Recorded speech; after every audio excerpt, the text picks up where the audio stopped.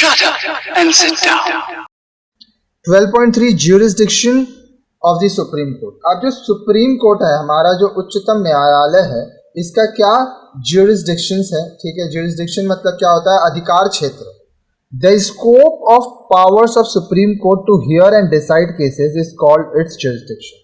अब जो supreme court है, उच्चतम न्यायालय, उसका जो क्षेत्र है, उसकी जो शक्तियां हैं, जिसमें वह केसेस को सुन सकता है, उस पर निर्णय ले सकता है, उसको उसकी ज्यूरिसडिक्शंस कहते हैं। The Supreme Court has 3 types of jurisdictions, namely original, appellate and advisory. अब सुप्रीम कोर्ट का 3 अधिकार क्षेत्र है, एक ओरिजिनल, फिर होता है आपका appellate और फिर advisory. Let us now examine the 3 jurisdiction. आइए अब हम लोग तीनों जो सुप्रीम कोर्ट का अधिकारिक क्षेत्र है उसके बारे में बात करते हैं। 12.3.1 Original Jurisdiction. There are certain cases which fall within the exclusive jurisdiction of the Supreme Court. अब कुछ ऐसे केसेस हैं वो जो सुप्रीम कोर्ट के अधिकार क्षेत्र में आते हैं। It means that all such cases begins and originate in the Supreme Court only. इसका मतलब क्या हुआ? ये सारे जो केसेस हैं वो सारे सुप्रीम कोर्ट में ही आरंभ होते हैं और यहीं पे उनको पहले ही लाया जाता है।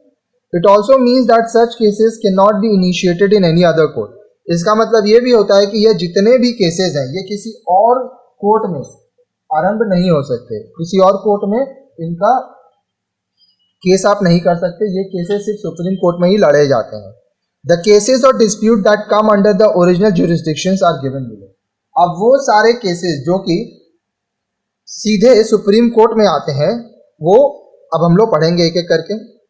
सबसे पहला, dispute between the government of India on the one side and one or more states on the other side.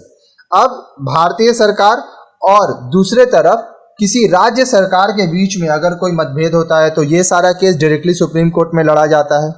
Disputes between the government of India and one or more states on one side and one or more states on the other side.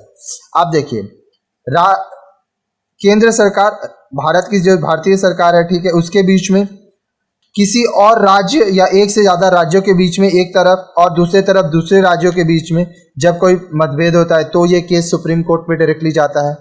Dispute between 2 और more state, अब 2 या 2 से अधिक जो राज्य हैं अगर आपस में उनमें कोई डिस्प्यूट आता है तब फिर ये सारा चीज डायरेक्टली सुप्रीम कोर्ट में जाता है। सारे विवाद जो कि सरकारों के बीच में वो सुप्रीम कोर्ट में डायरेक्टली जाता है।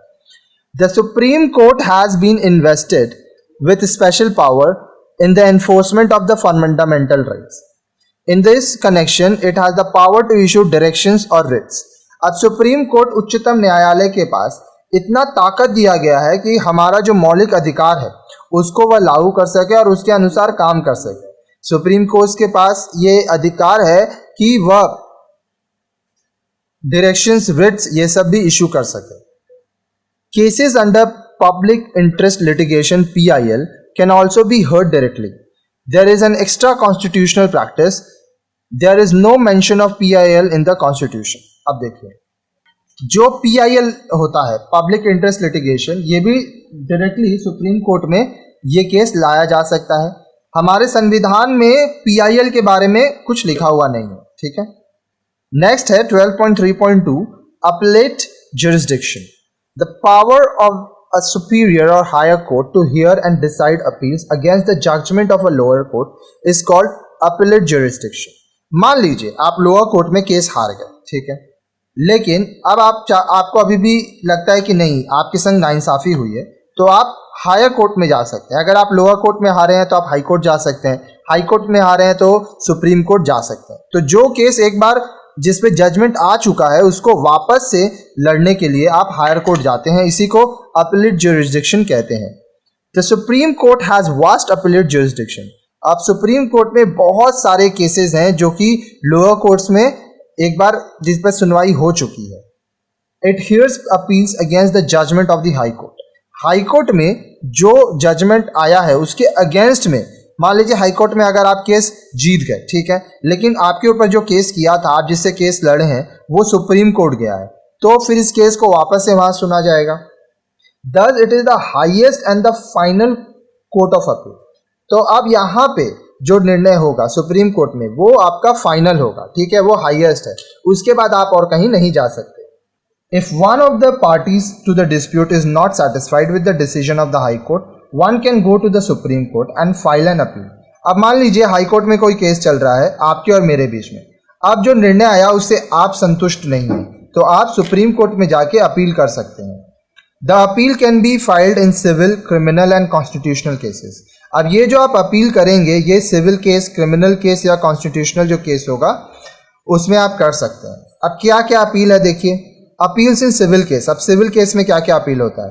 Dispute related to property, marriage, money, contract and service etcetera are called civil cases. अब वह सारे केसेस जो जहां पर property related, marriage, money, contract, service related विवाद होता है, संबंधी विवाद, तो ये अपील किया जाता है। If a civil case involves substantial point of law of public importance needing interpretation of the constitution or law, an appeal against the high court decision can be made to the supreme court. अब मान लीजिए कोई civil case है जिसमें कुछ ऐसे ऐसे point हैं, ठीक है, जो कि कॉन्स्टिट्यूशनल या संवैधानिक या कानूनी रूप में उनका इंटरप्रिटेशन होना, उनको समझना बहुत ही ज़रूरी है, ठीक है, तो आप हाई कोर्ट का जो निर्णय है उसके खिलाफ सुप्रीम कोर्ट में अपील कर सकते हैं। Earlier, the financial limit of such civil cases was rupees 20,000, but now according to the 30th Amendment of 1972, there is no minimum amount of taking a civil appeal to the Supreme Court. अब पहले क्या था, पहले जो financial limit था civil cases का वो 20,000 तक था, लेकिन अब 30 जो अमेंडमेंट आया 1972 में, अब कोई मिनिमम अमाउंट नहीं है सिविल केस में जो कि हम लोग अपील करेंगे सुप्रीम कोर्ट का। If substantial question of interpretation of law और कॉन्स्टिट्यूशनल इज इन्वॉल्व, अपील में be meant against the high decision of the high court. अब मान लीजिए कोई सवाल है, ठीक है, कि जो कानून है उसको सही से लागू नहीं किया गया या जो संविधान है उसके हिसाब से काम नहीं हुआ, तो आप हाई कोर्ट के जो निर्णय है उसके खिलाफ सुप्रीम कोर्ट में जा सकते हैं। फिर आता है अपील्स इन क्रिमिनल केसेस। अब जो क्रिमिनल केसेस है अगर उसमें अपील करना है, an appeal may be brought to the Supreme Court against a High Court decision in a criminal case in a number of situations. बहुत सारे ऐसे परिस्थिति हैं जहां पर सुप्रीम कोर्ट में आप हाई कोर्ट के जो निर्णय है क्रिमिनल केस पर उसके खिलाफ आप सुप्रीम कोर्ट जा सकते हैं। तो किसके निर्णय के खिलाफ आप जा रहे हैं? आप हाई कोर्ट के निर्णय के खिलाफ जा रहे हैं। कहाँ जा रहे हैं? आपराधिक मामले में आप हाई कोर्ट के खिलाफ सुप्रीम कोर्ट जा रहे हैं। Firstly, if a high court sets aside an appeal or an order of acquittal passed by a lower court and awards death sentence to the accused, he may bring an appeal to the Supreme Court by right. अब मान लीजिए high court किसी appeal को खारिज करते हुए, ठीक है, या कोई एक्विटल पास करते हुए जो कि लोअर कोर्ट से पास हुआ है, किसी व्यक्ति को जीवन दंड, मृत्यु दंड की सजा सुनाता है, तो वो सीधे सुप्रीम कोर्ट में अपील कर सकता है। Secondly, appeal can also be made to the supreme court if the high court withdraws a case from a lower court to itself, declares the accused guilty and awards death sentence. अब मान लीजिए कि दूसरा case ये है कि supreme court आप तब भी जा सकते हैं जब कोई हाई कोर्ट कोई केस विड्रॉ कर रहा है, ठीक है, जो लोअर कोर्ट से वो केस हाई कोर्ट खुद के पास ले लिया, और जो अक्यूज है, जो अपराधी है, जो व्यक्ति के ऊपर जिसके ऊपर आपराधिक मामला चल रहा है, उसको गिल्टी पाकर उसको मृत्यु दंड दिया। In this situation also appeals can made as matter of right and without certificate from the high court. अब इस केस में भी जो व्यक्ति है उसके पास ये अधिकार है कि वह सुप्रीम कोर्ट के पास जाके बिना हाई कोर्ट के सर्टिफिकेट लिए हुए वो अपील कर सकता है। The appeal in cases other than these two categories may also be brought to the Supreme Court, provided the High Court grants a certificate and that the case is fit for appeal to the Supreme Court.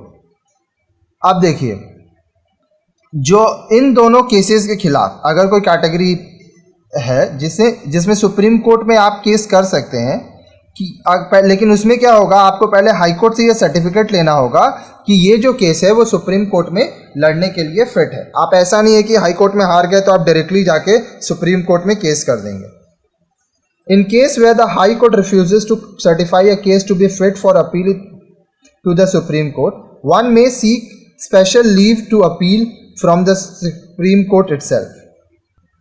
The Supreme Court may grant such a special leave in its discretion, but only in rare cases. अब मान लीजिए कोई ऐसा परिस्थिति है जब high court आपको certify नहीं करता है, ठीक है, कि आप सुप्रीम कोर्ट में इस केस को वापस से अपील कीजिए, तो एक व्यक्ति अगर चाहे तो सुप्रीम कोर्ट में वो खुद से स्पेशल लीव के ज़रिए अपील कर सकता है।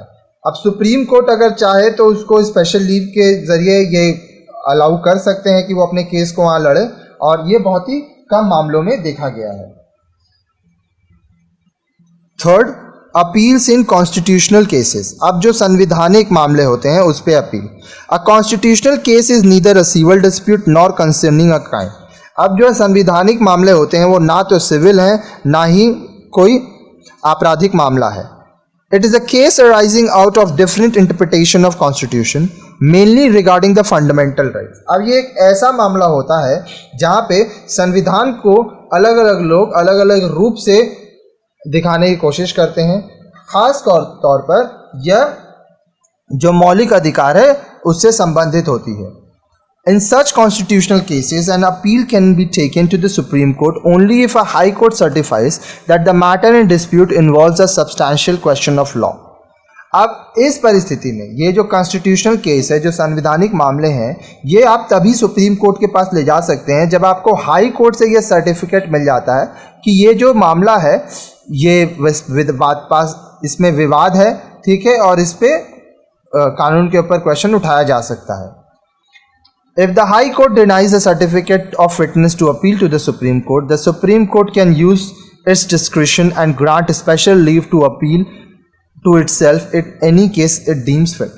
अब मान लीजिए हाई कोर्ट सर्टिफिकेट देने से मना कर देता है कि नहीं, आप सुप्रीम कोर्ट में अपील नहीं कर सकते, तो कुछ केसेस में सुप्रीम कोर्ट के पास यह अधिकार है कि वह सीधे तौर पर केस को ले सके और उस पर सुनवाई कर सके। 12.3.3 एडवाइजरी जुरिस्डिक्शन। अब देखिए एडवाइजरी जुरिस्डिक्शन के बारे में अब हम लोग पढ़ेंगे सुप्रीम कोर्ट का, ठीक है, जो सलाहकार का क्षेत्र है। This power implies courts rights to give advice if sought. अगर जरूरत पड़े तो कोर्ट सलाह दे सकता है, ठीक है, उसके पास ये अधिकार है। Under advisory jurisdiction the president of India may refer any question of law or public importance to supreme court for its advice. अब जो एडवाइजरी जुरिस्डिक्शन है, जो सलाहकार का जो अधिकार क्षेत्र है, उसमें जो भारत के राष्ट्रपति हैं वह किसी भी कानून से संबंधित सवाल या आम जनता से संबंधित जो महत्वपूर्ण सवाल हैं वो सुप्रीम कोर्ट के सामने रख सकते हैं उनके सलाह के लिए। But the supreme court is not bound to give advice. लेकिन सुप्रीम कोर्ट को मजबूर नहीं किया जा सकता है कि आप उस पर अपना राय दें। In case the advice or the opinion of the court is sent to the president, he may or may not accept it. अब ऐसा भी है कि एडवाइस लिया तो गया, सलाह लिया तो गया, लेकिन जब सलाह भेजा गया सुप्रीम कोर्ट द्वारा तो ऐसा हो सकता है कि जो राष्ट्रपति हैं वो सलाह को मान भी सकते हैं, नहीं भी मान सकते हैं। The advice of the court is not binding on the president. अब जो कोर्ट एडवाइस दे रहा है वह राष्ट्रपति को मानना ही होगा, ये जरूरी नहीं है। सो फार whenever the court has given its advice, the president has always accepted it. अभी तक जितना बार भी कोर्ट से कुछ नया एडवाइस मिला है तो जो राष्ट्रपति हैं वो हमेशा उसको माने हैं।